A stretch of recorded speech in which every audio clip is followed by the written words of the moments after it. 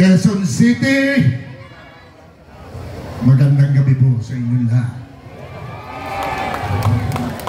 Duterte pa rin! Quezon City, Duterte pa rin! So, Duterte pa rin kayo! Totoo? Walang bulahan? Talaga? O, sinuwain tigabundok? Bumaba ng bundok? Sumakay ng aeroplano? Pumunta ng Quezon City? Para lang makapanayong kayo? Sino siya? Sino Jimmy? O, kita nyo? Tigabundok yun. Ano numero na? Quezon City, anong numero ni Atty. Jimmy Bondo? Ba, pinibang ko sa inyo. Alam nyo Eh, yung re-electionist, itagal nyo sa bato. Anong numero? Babalik nyo sa Senado? Bolero kayo galing sa puso. Babalik nyo sa Senado? Si Bato? Dapat lang. Yung natapos magsalita, pinagsagang ng sambayanang Pilipino, Mr. Malasakit. Anong tanging bisyo ni Mr. Malasakit? Ano? Alam ng Quezon City yan? Alam na alam nyo. Ano numero niya? Si Bato, ano numero? 22. Pareho niyong ibabalik sa Senado? Number 1 and 2. Totoo yan? Maniniwala na ako talaga. O ngayon, pumunta nga tayo ng Negros. Nagsalita na rin kanina. O hindi pa yata? Nag-iisang Ilonggo. JB Hinlo. Wow! Marites ka, no? Alam na alam mo. Ano ang numero ni JB Hinlo? Ano? Ilonggo yan. Ilonggong matino. Sino mga Ilonggo dito? Alam niyo ba, pinsan niyo si Bongo? Dahil ang tawag sa inyo, Ilonggo. Ang pangalan niya, Bongo. O di pinsan kayo. Ano numero ulit ni Atty. JB Hinlo sa balota? Boboto niyo? Totoo? Di ko marinig ang likod. Boboto niyo? Isa pa, boboto niyo si JB Hinlo? Numero 30 sa balota? Dapat lang. O, punta tayo ng Pangasinan. International lawyer. Pero mas gusto niya tawagin siyang provincial lawyer. Ito, nag-aalaga ng mga baka. Pero ang puso nito, dahil sa nangyayari ngayon dito sa ating bansa, kumandidato muli, hindi para sa kanya, para sa inyo, para sa sambayanang Pilipino. Sino siya? Atty. Raul Lampino, numero? Mga marites talaga to. Tumitingin kayo dito Pati ako, pinaglululoko niyo. O, isa pa.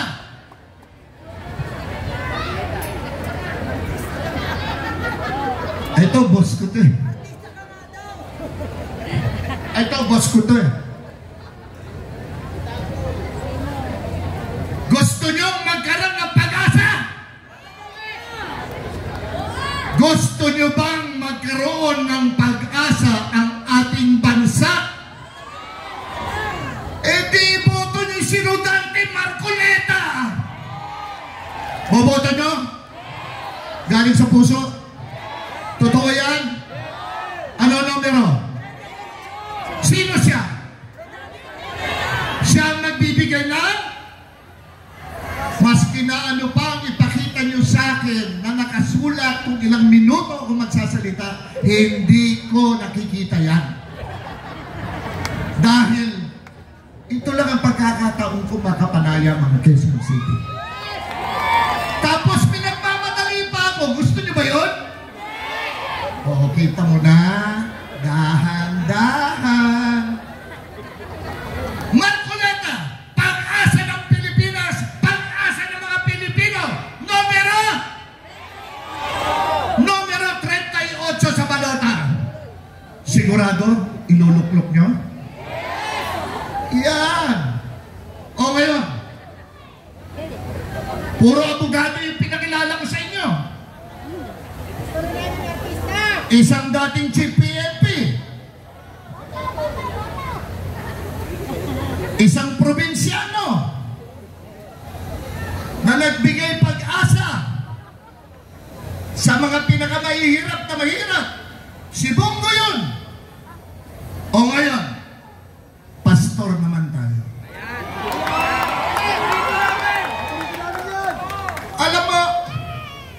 Alam nyo, swerte ako eh. Dahil araw-araw ako'y binabas. Ano gagawin niyang gunggong na yan? Eh, artista lang yan. Hindi naman abogado yan. Oh, hindi ako abogado. Pero puro abogado yung mga kasama ko. Oh. At magagaling pa. Oh, tanungin ko kayo. Sila ba may pastor? Ako meron! Pastor Apollo Kibulong! Ano numero? Ano numero? 5-3! Oh, kita na nila? Ha! Pinabili pa kami na suka niyan, ha? Kala nila. Sino yung pastor natin? Sino ang pastor ng PDP laban? Kibuloy! Iboboto nyo? Yes! Totoo?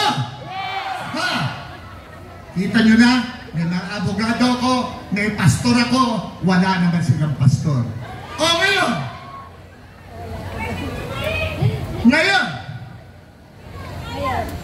Hindi daw ako doktor.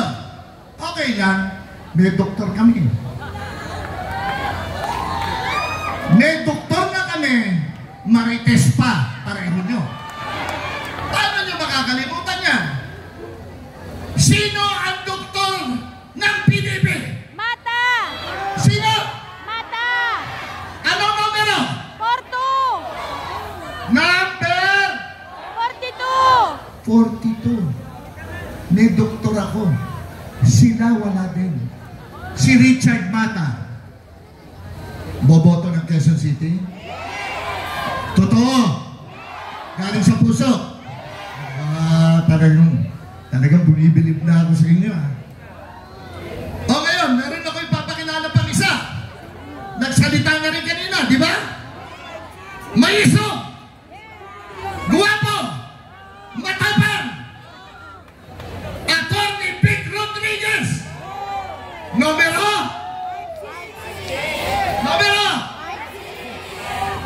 56 sa balota! Abogado! Boboto niyo? Atik-atik. Boboto niyo? Kayo? Totoo? Walang bulaan? Ha! Alam niya, boboto niyo silang lahat, ha? Eh, paano naman ako? Ako na lang natitira, lahat sinabi ko na. Tutulungan niyo ba ako? Ano numero ko? 58! Hindi ko kayo marinig. Ano numero ko? 58! Ano? 58! Ano? 58! Oh. Walang pawian yan, ha? Loko! Iisang bituka natin, ha? Kung ano kinakain nyo at pinagkakainan nyo, yun din ang pinagkakainan ko at kinakain ko. Tandaan nyo yan. Advokasya. Ipagpatuloy ko ang naiwanan laban ni Tatay Digong. Labanan ng korupsyon, kriminalidad at iligal na droga. Gusto ko pong manumbalik ang tiwala ng mga Pilipino na magkakaroon ng kapayapaan, katahimikan ng ating bansa, na makakauwi ang inyong mga anak na ligtas, hindi makikidnap, hindi magagahasa, hindi mapapatay. Gusto nyo, ayaw nyo? Gusto! Pagtutulungan namin yung bato yan. Yes! Gusto nyo, ayaw nyo? Gusto!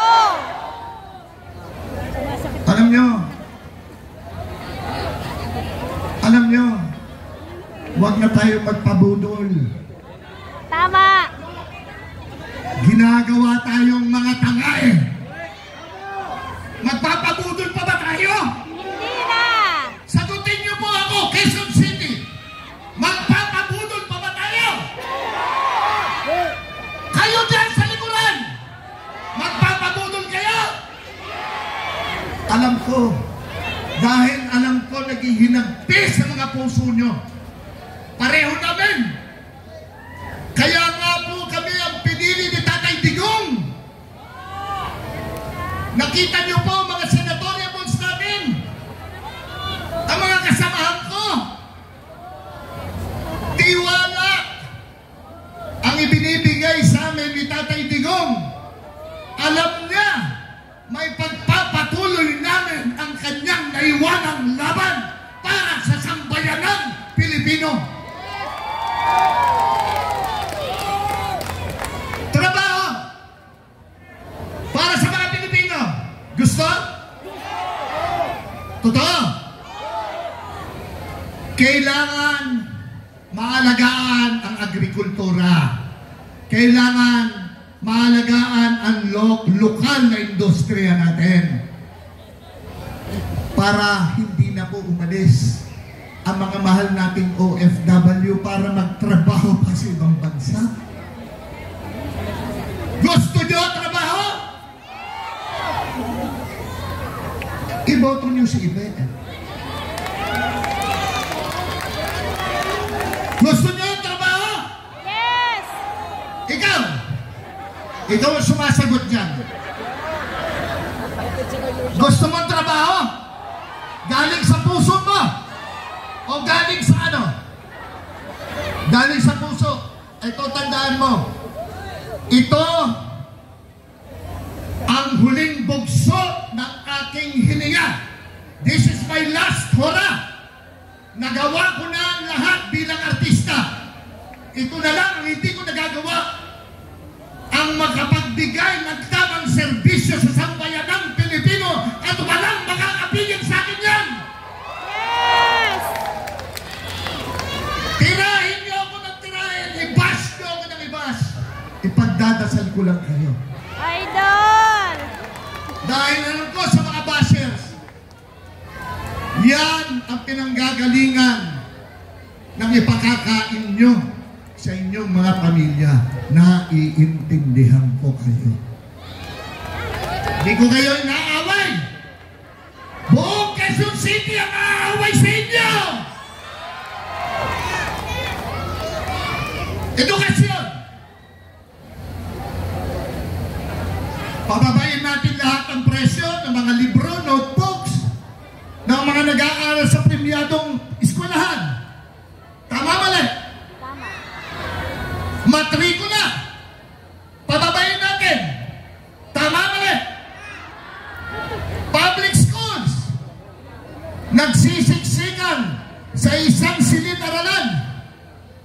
Ang mga estudyante, 80 hanggang 90, nagsisiksikan doon. Napapaupo na lang yung iba dahil sa pagod. Citizen, sino mga senior dito? Senior! Malapit na. Umamin na kayo, oy. Ako, senior na ako. That